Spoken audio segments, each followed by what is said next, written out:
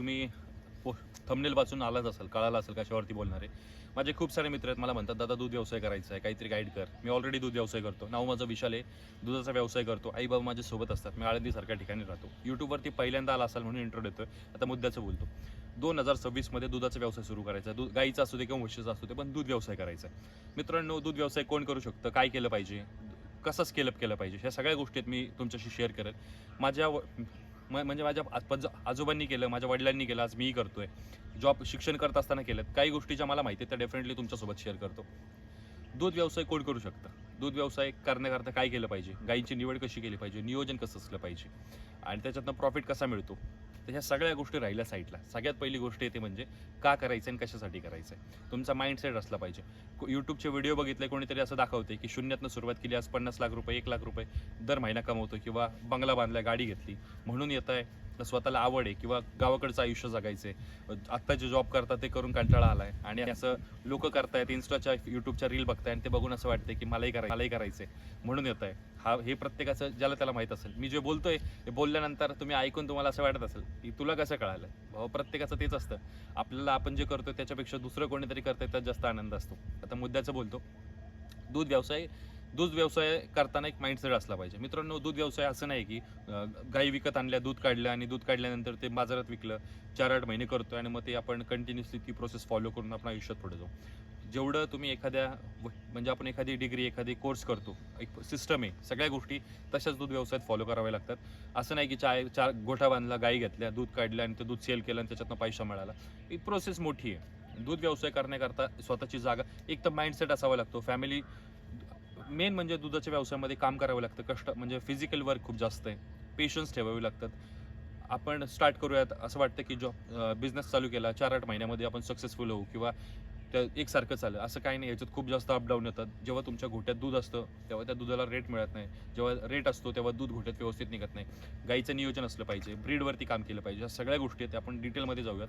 मी कधी उभ्या आयुष्यात एवढं कॅमेरासमोर येऊन बोललो नाही. आज पहिलाच माझा म्हणजे खूप सारे मित्रांचा इन्सिस्ट होतं, दादा तू बोलत नाहीस, प्रत्येकाला सांग. खूप सारे इन्स्टाला ऑलरेडी लोक पाहतात, तर खूप सारे मित्र आहेत की ज्यांना दुधाच्या व्यवसायाबद्दल माहिती घ्यायची. तर खास हा व्हिडिओ माझ्याकडून जर काय राहत आहे तर माफ करा, पण जे काही मला सांगता येईल ते सांगायचा प्रयत्न करेल.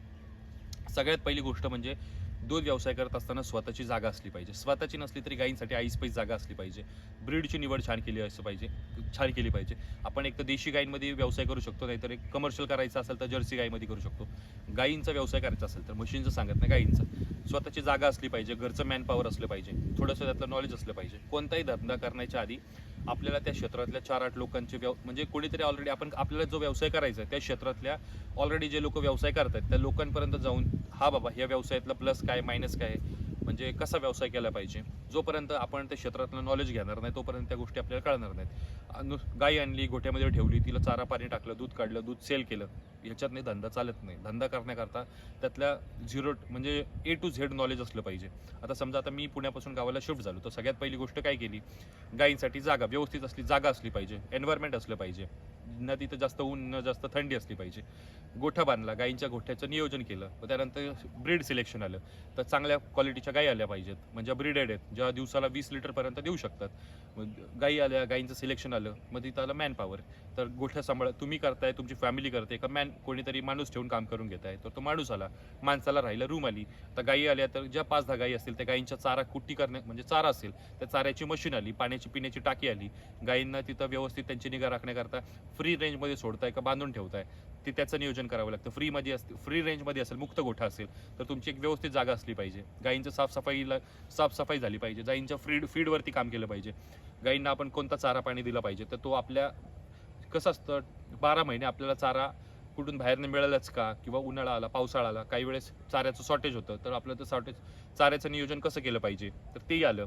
तर आपण थोडीशी आपली जागा असेल तर आपण जागेत काय करू शकतो, गाईंच्या चाऱ्याचं आपण साठवणूक कशी केली पाहिजे. किंवा समजा काही वेळेस उन्हाळ्यात आपल्याला आपण जे मागवते कुट्टी आले, म्हणजे मका आलं, ऊस आला, वाडा आलं, जर आपल्याला कमी प्रमाणात पुढे मागं झालं, गाईंचं कसं असतं, दूध जर आपल्याला व्यवस्थित काढायचं, गाईंची व्यवस्थित काळजी घेतली पाहिजे. तर त्यांचा जो डाईट आहे, आहार आहे, तो व्यवस्थित गेला पाहिजे. मग त्याच्यात आपलं आलं पाहिजे, मग आंबवण म्हणतो आपण त्याला, कॉन्सन्ट्रेटेड फूड म्हणतो, तर ते व्यवस्थित गेलं पाहिजे. त्या सगळ्या गोष्टी, ही सगळी प्रोसेस आहे. आता मला पॉईंट टू पॉईंट सांगता येत नाही, कारण आपण काय कधी गाईंच्या चाऱ्या पाण्याची व्यवस्था झाली, बऱ्याचशा गोष्टी असतात ॲट द सेम टाईम. मला सगळ्यांना प्रत्येकाला हेच सांगायचं आहे, एक गोष्ट लक्षात ठेवा, धंदा गड्यांच्या जीवावरती होत नाही. जर तुम्हाला जेन्युइनली यायचं आपल्या दूध व्यवसाय करायचा, यूट्यूबचे व्हिडिओ लोकांना व्हिजिट देऊन काय होणार नाही, लोकांचे घोटे पाहून किंवा काय, तर ह्याच्यात आपल्याला प्रत्यक्ष स्वतःला उतरायला लागेल. चला आपण ही स्टेप घेऊया. तुम्ही या सगळी प्रोसेस पाहिली, आपण लोकांचे 8-10 5-10 फार्म व्हिजिट केले, कोणी कसं करते, कोणी कसं केलंय. जर आपण कोणाच्या गोट्यात पाहिली 40 लिटरची, 30 लिटरची, 35 लिटरची गाय, आपण आपली नवीन सुरुवात करतोय, आपला फॅमिली बॅकग्राऊंड नाही, आपण पहिल्यांदाच करतोय, आपले पैसे इन्व्हेस्ट करतोय. मेन म्हणजे दूध धंदा करायचा आहे तर कुठलं लोन काढायचं नाही, कोणाकडून बँकेकडून पैसे काढायचे नाही. तुमची आपली म्हणजे मी वैयक्तिक सांगतो, कोणी ऑफेंड होऊ नका, आपली वैयक्तिक जी पात्रता असेल, आपण जे 4-5 लाख रुपये स्वतःचे जे खर्च करू शकतो, बाबा परत आले नाही तरी चालेल पण मी खर्च करू शकतो, पण आले त्याच्यातनं रिटर्न काय आले नाही किंवा ते पैसे बुडले तरी मला काय प्रॉब्लेम होणार नाही, अशा पैशातनं आपण सुरुवात करू शकतो. स्टार्टिंगला आपण आपला गोठ्याचं स्ट्रक्चर असेल ते आपण साध्या पद्धतीने करू शकतो. यूट्यूबवरती बरेचसे व्हिडिओ आहेत, गोठ्याचं नियोजन कसं असलं पाहिजे, कमीत कमी खर्चात आपला गोठा कसा असला पाहिजे, सगळेजण सांगतील. फक्त एक गोष्ट करायची, ती जिथे इन्व्हेस्टमेंट व्यवस्थित झाली पाहिजे ती म्हणजे गायींचं जे सिलेक्शन करतो ते छान म्हणजे जातीवंत गाई, ज्याला म्हणतो आपण ब्रीडेड काऊ, जातीवंत गायींची खरेदी झाली पाहिजे. 20 लिटरपर्यंत कमीत कमी मिनिमम 20 लिटर 18 लिटरपर्यंतची गाय खरेदी करायची.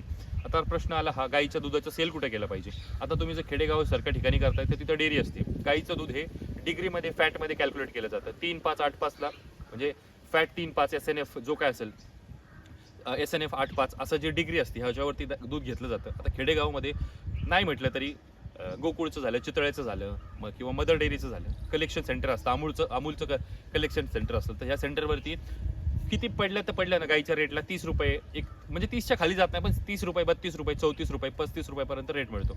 जर कधी रेट वाढला तर 40 रुपयापर्यंत जातो. पण ॲज सच प्रत्येकाला 40 रुपये 38 रुपये रेट मिळत नाही, गाईच्या दुधाच्या खाद्यावरती असतं.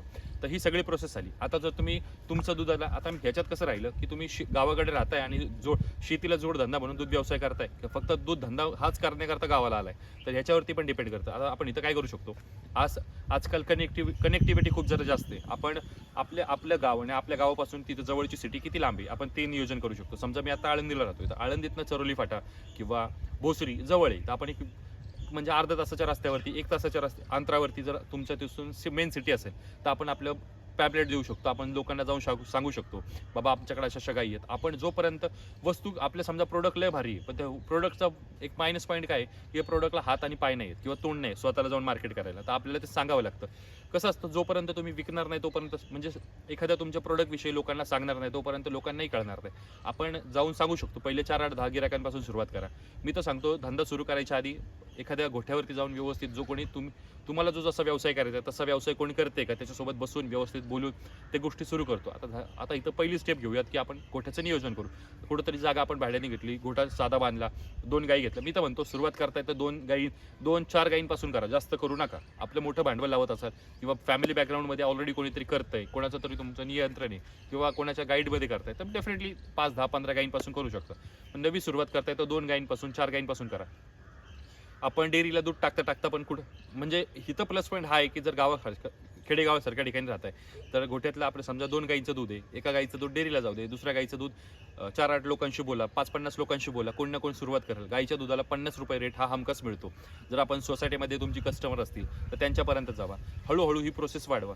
कसं असतं, जर आपण तुमच्या गोठ्यामध्ये 20 लिटर दूध निघतंय, समजा 2 गायींमध्ये तुम्ही 20 लिटर दूध काढताय, गाईचा एक ना पीक पिरियड असतो ज्याच्यामध्ये गाई भरपूर दूध देते. म्हणजे 6 महिने, समजा एखादी गाईला 15 लिटर दूध आहे तर ती 15 लिटर दूध 6 महिने देईल, 5 महिने 6 महिने दूध देईल. डाईट चांगला असेल तर ती 6.5 महिने पण देईल. हळूहळू ती दुधावरनं आटत जाणारी. जर्सी गाईंचं कसं असतं, टाकसारा आणि काढधारा मशीन येते एक प्रकारची, पुढनं चारा टाका, डाईट तिचं कॉन्सन्ट्रेट फूड व्यवस्थित दिलं तर ती गाई दूध पण देते. तर ही सगळी प्रोसेस आहे. जर समजा तुम्हाला 20 लिटर दूध कंटिन्युअसली मेंटेन करायचं वर्षभर, तर तुम्ही 2 गायींमध्ये दूध काढताय तर तुम्हाला तिथं 4 गायी पाहिजे. गायींचं ड्राय फीड असतं, म्हणजे ड्राय करावे लागतात की त्यांना दुधावरनं आटावे लागतात. गायी म्हणजे गाभण राहिल्या पाहिजेत, व्यवस्थित हिटवर आल्यानंतर त्यांचं मीठ केल्या पाहिजेत. आपण समजा 4 गायी असतील, 20 लिटर दूध तुम्हाला कंटिन्युअसली वर्षभर मेंटेन करायचं, तर ह्या गायी दुधावरनं ड्राय केल्यानंतर पुढच्या गायींचं नियोजन, मग पुढच्या गायी दूध देत म्हणजे व्यातील, मग त्यांचं दूध चालू होईल. मग ही प्रोसेस, ही सायकल असते. 2 गायी दुधावरनं सोडल्या, 2 दुधावरती येतील. मग ते नियोजन व्यवस्थित लावलं पाहिजे. मी हे बोलतोय काही वेळेस डोक्यावरनं जाईल, पण जेव्हा तुम्ही ह्या दुधा धंद्यात येताल हळूहळू आता ह्याच्यात कसं मेन म्हणजे प्लस पॉईंट हा असला पाहिजे, गाईंचं डाईट व्यवस्थित गेलं पाहिजे, गाईंचं नियोजन असलं पाहिजे, पिण्याचं पाणी व्यवस्थित असलं पाहिजे, त्यांची निगा कोणी राखली पाहिजे. हे सगळं करत असताना हे गाड्यांच्या जीवावर ते करता येणार नाही. कोणीतरी UP बिहारचे भैये मिळतात, ते लोक येतील, काम करतील, सगळं मान्य. पण ते करत असताना आपणही त्यांच्यासोबत राहून त्या गोष्टी शिकल्या पाहिजे. एखाद्या वेळेस जर घोट्यातला गडी गेला पळून अर्ध्या रात्री, तर तुम्ही काय करणार आहे? ज्यांना घोट्यातलं काहीच येत नाही ती लोक फक्त घोट्यातलं शेण काढून बाहेर साफ करून ठेवू शकतात. गाईच्या धारा काढणं, गाईंचं जर कोणी कधी आजारी पडल्या, दूध पण काढता आलं पाहिजे. मशिनी काढताच आहे, पण काही वेळेस लाईट गेली तर आपल्याला हाताने पण करता आलं पाहिजे. जीवाचं नाव शिवा म्हणजे कधीतरी कोणी नसलं तर स्वतःहून पण करता आलं पाहिजे. मी करतोय. तर सांगायचं तात्पर्य एवढंच आहे. तर मग गाई आणि मेन म्हणजे गोठ्यामध्ये डॉक्टर कमी आला पाहिजे, डॉक्टर आलाच नाही पाहिजे. एक तर गाईंचं डाईट व्यवस्थित असलं पाहिजे. कधी जर आजारी पडलं तर तुम्हाला इंजेक्शन कोणतं द्यायचं, औषध कोणतं द्यायचं ते आलं पाहिजे. ही सगळी प्रोसेस आहे. आता मी जास्त तुम्हाला हेक्टेक करत नाही किंवा हेवी देत नाही. हा करू शकता तुम्ही, छान आहे, सगळ्या गोष्टी व्यवस्थित आहेत. पण एक गोष्ट, जोपर्यंत तुम्हाला त्या क्षेत्रातलं त्या फील्डमधलं नॉलेज नाही आहे, आपण थोडासा अनुभव घेत नाही, सुरुवात करताय 2-4 गाईंपासून सुरुवात करा. हळूहळू ती प्रोसेस पुढे जाईल. मी असं नाही म्हणणार की तूप खाऊन लगेच रूप मिळेल. एका दुसऱ्या म्हणजे 4-5 महिन्यात तुम्ही सक्सेसफुल व्हाल. एक वर्ष जाऊ दे, 2 वर्ष जाऊ दे, तोपर्यंत तुमचा बेस बसेल, म्हणजे सेटल व्हाल. कशातनं काय होतं, कसं नियोजन केलं पाहिजे, प्रत्येकाच्या ज्या त्याच्या ह्यानी होईल. मेन म्हणजे आपल्या प्रोडक्टला भाव मिळाला पाहिजे. आता बाय प्रोडक्टमध्ये जाणं, ह्या सगळ्या गोष्टी नंतर आल्या. पहिला येतो की बेस तुमचा व्यवस्थित असला पाहिजे. गोठा आला, गाई सेटल झाल्या, 4 पासून 8 पर्यंत गेला, 10 पर्यंत गेला. त्याच्यानंतर नियोजन येतं की आपल्या दुधाला रेट मिळतोय, तुमचा गोठा सेट झालाय. मग हळूहळू तुम्ही त्या गाईंची संख्या वाढवू शकता. मग दुधापासून बाय प्रोडक्ट असतील, ते बाय प्रोडक्ट तुम्ही सेल करा. तूप, दही, ताक, जे काय आपण पनीर आपण आपल्या एरियामध्ये देऊ शकतो. तुमच्या लोकल एरियामध्ये तुमचं दूध 2-1 वर्षानंतर तुमचं एक नाव बनलेलं असेल, तुमचं एक स्वतःचं एक कॅपिटल असेल की तुमच्या नावाचं भांडवल होईल. तुम्ही छान पद्धतीचं दूध प्रोव्हाइड करताय, कस्टमरशी व्यवस्थित तुमचे संबंध आले. मग या सगळ्या गोष्टी आहेत. मग ही प्रोसेस एक 2-2.5 वर्षाची आहे, लगेच होणार नाहीये. ज्याच्यात पेशन्स आहेत, आता हा व्यवसाय कोण करू शकतो, आता इथे आहे तुम्ही, ज्याच्यामध्ये पेशन्स आहे, जो इन्व्हेस्ट करू शकतो आणि ज्याला काही पैसे लावले ते परत नाही आले तरी त्याचा जी दिनचर्या चालली, जे त्याचं फॅमिली चाललंय, तर डिस्टर्ब होणार नाही. जो कष्ट करू शकतो, जो इन्व्हेस्ट करू शकतो, जो 2 वर्ष पेशन्स ठेवून व्यवसाय कंटिन्युअसली एकसारखा करू शकतो.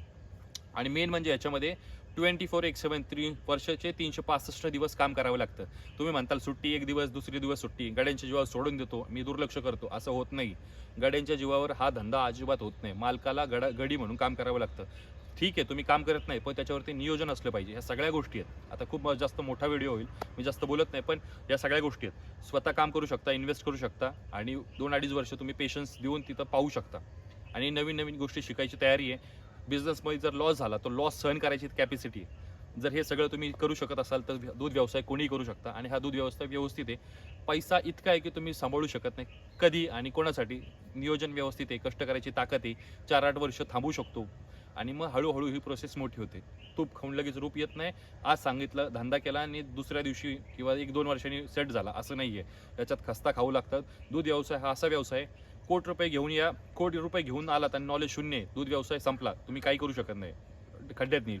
नॉलेज आहे आणि तुमच्याकडे भांडवल नाही, तर भांडवल तुम्ही उभं करू शकता आणि सुरुवात करू शकता. दूध व्यवसायात येत आहे तर थोडंसं नॉलेज घेऊन या आणि त्यातला अनुभव असला तरच या.